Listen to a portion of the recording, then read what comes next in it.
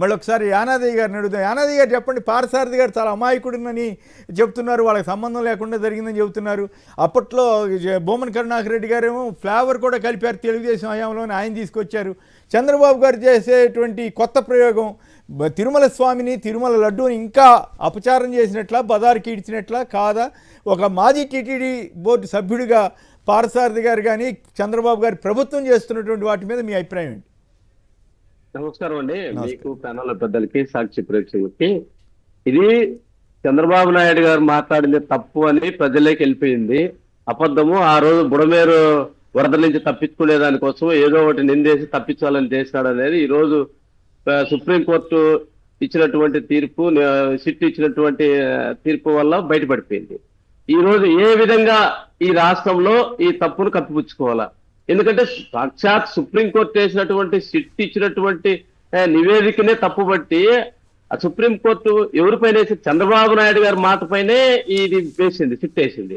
మరి ఆ సిట్ లో ఉన్నటువంటి రాష్ట్రానికి చెందినటువంటి అధికారులు పిలుచుకొచ్చి నిన్న 3 గంటల సేపు ముఖ్యమంత్రి గారు డిస్కస్ చేశారంటేనే దాంట్లో తప్పు ఉందని తెలిపింది.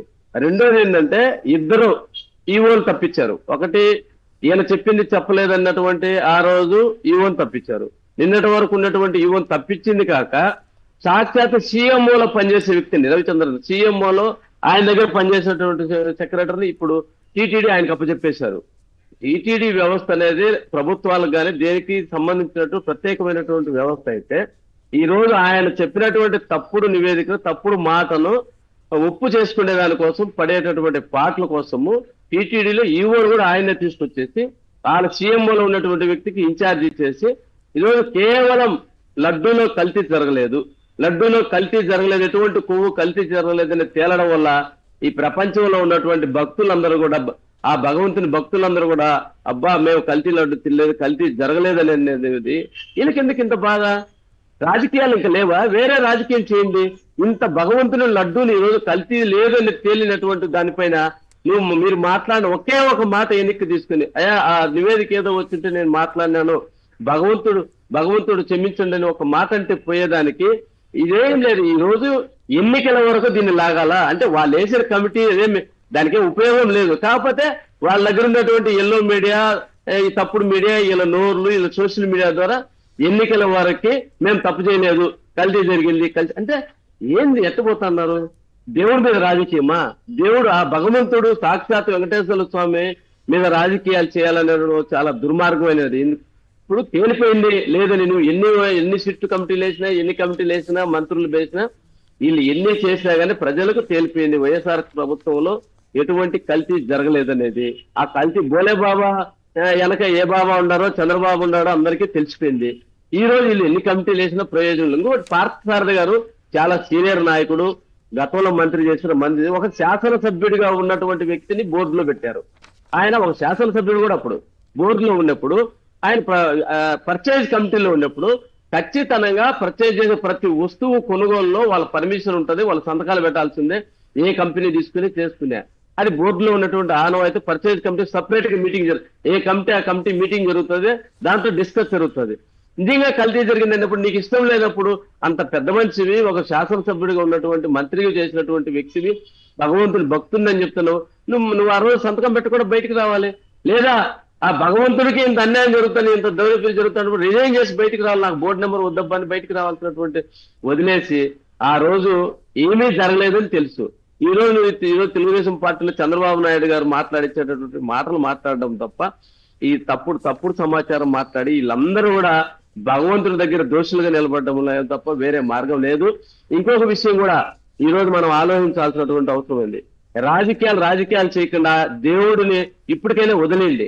ఎందుకంటే లడ్డూలో కల్తీ జరగలేదని తేలిపోయింది. సుప్రీంకోర్టు వేసినటువంటి అదే సుప్రీంకోర్టు వేసినట్టు సిట్టు గాక చంద్రబాబు నాయుడు గారు వేసిన సిట్ ఏంటి ఈ వరకు కల్తీ జరిగిందని ప్రపంచవ్యాప్తంగా ఉన్నటువంటి భగవంతుడి భక్తులు మనోవేదకు గురి చేసేటటువంటి ప్రమాదం జరిగే పరిస్థితిలో ఆ భగవంతుడే వైవి సుబ్బారెడ్డి గారి మీద కూర్చొని వైవి సుబ్బారెడ్డి గారు తీసుకుపోయి ఆ సుప్రీంకోర్టులో వేయడం, సుప్రీంకోర్టు జోక్యం చేసుకుని దేవుని కనీసం లడ్డు టెస్ట్ కూడా చేయకుండా లడ్డూలో కల్తీ జరిగిందంటారు.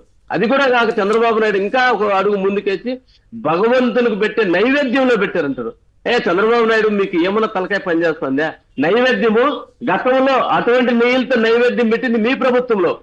మా వైఎస్ఆర్ కాంగ్రెస్ పార్టీ అధికారంలోకి వచ్చిన తర్వాత వైవి సుబ్బారెడ్డి గారు చైర్మన్ అయిన తర్వాత భగవంతుని నైవేద్యం కోసం సపరేట్ గా ఒక గోశాలను ఏర్పాటు చేసి 500-600 ఆవులు తెచ్చి ఆ ఆవులు ఇచ్చే పాలతో తీసేటటువంటి వెన్నతో సపరేట్ గా తయారు చేసినటువంటి నెయ్యితో భగవంతుని పెట్టే ప్రసాదాలు అన్ని కూడా తిరుమలలో గోశాలలో తయారు చేసే వచ్చేటటువంటి నెయ్యితో పెట్టేటివి.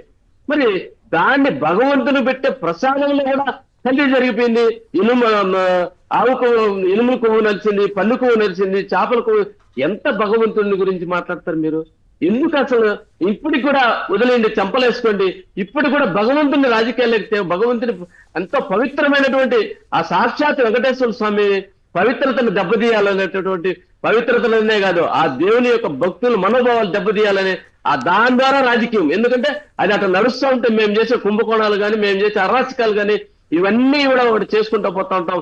లక్షల కోట్లు అప్పు తెచ్చి మొత్తం మేము మింగేసినా గానీ ఇది ఒక్కటే ఎలక్షన్ వరకు లాగేయాలనేటువంటి దుర్బుద్ధితో చేస్తా ఉన్నటువంటి పరిస్థితి. నేను ఒక్కటే ఈ సందర్భంగా కరెక్ట్ గా చెప్పారు గారు, మీరు కరెక్ట్ గానే చెప్పారు అనుకోవాలి. ఎందుకంటే ఓ పక్క విశాఖపట్నంలో 5,000 కోట్ల భూమి దారాదత్తం చేయటం మీద గొడవ అవుతుంటే ఆయన 5,000 కోట్లు ఉండదు 1,000 కోట్లు అని చెప్పాడు ఆయన ఎంపీ భరత్ గారు. సో ఇప్పుడు ఆ ఇష్యూని అంటే ఒప్పేసుకున్నట్లే, ఆ కబ్జా చేసిన దాన్ని రెగ్యులరైజ్ చేసేసుకుంటున్నారు, ఉత్పుణ్యానికి ఇచ్చేస్తున్నారని. ఆ 1,000 కోట్ల భూమి వ్యవహారం పక్కకు పోయింది. అప్పులు ఇప్పుడు మీరు రెఫర్ చేసినట్టు అప్పుల వ్యవహారం పక్కకు పోయింది. సో ఇట్లాంటివన్నీ ఇప్పుడు అనేక స్కామ్లు చెప్తున్నారు, అవన్నీ పక్కకు పోయినాయి. నిన్న వైఎస్ఆర్ కాంగ్రెస్ పార్టీ పక్కకు పోయినాయి. అన్నిటి మించి నిన్న కేబినెట్ లో ఈ లడ్డు ప్రస్తావన తీసుకొచ్చి అది పక్కకు పంపించారు. అంటే నేను ఒకటే మీ ద్వారా కోరేది ఏంటంటే, సాక్షి ద్వారా ఈ రోజు ఒక వెంకటేశ్వర స్వామి భక్తుడిగా, కోట్లాది మంది భక్తుల తరపున ఒక మాజీ బోర్డు మెంబర్ గా ఈ ప్రపంచం భారతదేశంలో ఉన్నటువంటి పుణ్య పురుషులైనటువంటి మహోన్నతమైనటువంటి భగవంతుని యొక్క పవిత్రతను ప్రతిష్టను ప్రచారకులైనటువంటి ఈ దేశంలో ఉన్నటువంటి పీఠాధిపతులు మఠాధిపతులు అందరూ కూడా ఆ భగవంతుని తరపున బయటికి రావాల్సినటువంటి పరిణామం ఏర్పడింది. భగవంతుడిపై రాజకీయాలు, భగవంతుడిపై చేసే రాజకీయాలు ఇప్పుడు ఎవరు వచ్చే పరిస్థితి ఉండదులేండి. రెడ్ బుక్ ఉంది కదా, అరాచక శక్తి, దానికి భయపడే కాదుగా. మామూలుగా స్వామీజీలు వాళ్ళంతా అంతా బయలుదేరేవాళ్ళు కదా, వాళ్ళని అయితే మేనేజ్ అయ్యాలి, లేదంటే రెడ్ బుక్ భయపడతా ఉండాలి, అంతకు తప్పితే ఇంకేముంటుంది. ఎందుకంటే మేము పాలనలో ఉన్నప్పుడు భూమన కరుణాకర్ రెడ్డి గారి ఆధ్వర్యంలో దాదాపు 60 మంది ఈ భారతదేశంలో ఉన్నటువంటి పీఠాధిపతులు మఠాధిపతులు అందరూ 3 రోజులు సదస్సు జరిపి ఆ దేవదేవుడి యొక్క ప్రచారం గానీ, ఆ దేవదేవుడి దగ్గర కైంకర్యాలు గానీ ఇవన్నీ ఇంకా ఏ విధంగా ముందుకు తీసుకోవాలి భగవంతుడికి అనేటటువంటి జరిపినటువంటి పరిస్థితి మేము.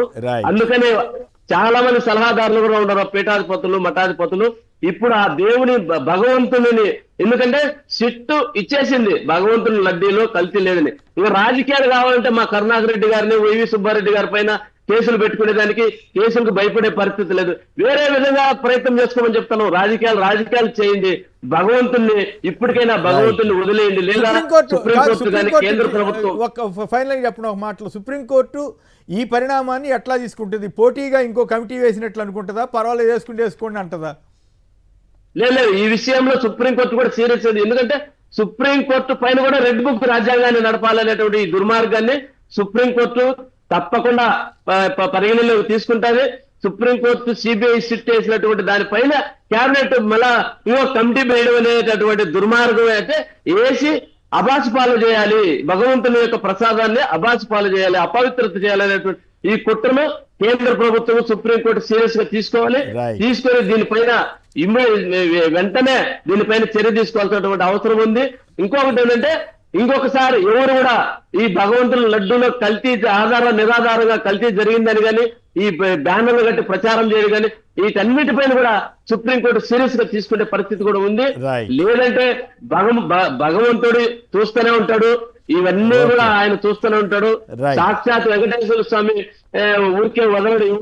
ఎవరైనా తప్పును శిక్ష అనుభవించాల్సి ఉంది. ఇప్పటికైనా కానీ భగవంతుడి ప్రసాదాల పైన తప్పుడు Right, ప్రచారం right. మానేసి ఈ బ్యానర్లు కట్టడం ఏమీ లేకుండా ఇంకా రాజకీయంగా కేసులు పెట్టుకునే మానేసేవాళ్ళైతే ఆ బ్యానర్లే కట్టరు కదా, కట్టిన తర్వాత పోలీసులు కూడా కాపలా పెట్టి మరి ఆ బ్యానర్లు మెయింటైన్ చేస్తారంటే వాళ్ళకి భక్తి ఉందా?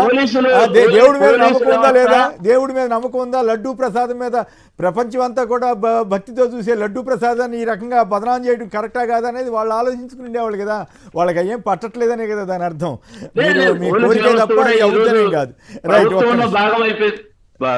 పచ్చ కండవాలు వేసుకునే పరిస్థితికి వచ్చేసారు. Right. ఇది మంచి పద్ధతి కాదు. దేవుడు రైట్. అయితే ఈ పవన్ కళ్యాణ్ గారు 400 రూపాయలకి కిలో నువ్వుల నూనె కూడా రాదని టీటీడీకి ఆవు నెయ్యి ఎలా వచ్చిందని అడిగారట. దాని మీద సోషల్ మీడియాలో ఒక ఆయన పెట్టారు, 2014 నుంచి మీరు మద్దతు ఇచ్చిన చంద్రబాబు ప్రభుత్వం కిలో ఆవు నెయ్యి 275 రూపాయలకే కొనదట. మరి ఇది కరెక్ట్ అయితే మాత్రం మరి దానికి కూడా సమానం చెప్పాలి. అందుకే బొమ్మన్ గారు అడుగుతున్నారు, 2014-19 మధ్య కల్తీ జరిగిందా లేదా అన్నదాన్ని తేల్చండి, అది ఆ ఇష్యూని ఎందుకు టేకప్ చేయట్లేదు అని చెప్పి ఇక్కడ పనిగట్టుకుని మీ హయాంలో జరిగిన దాన్ని మాకెందుకు పురుగుతున్నారని ఆయన అడుగుతున్నారు.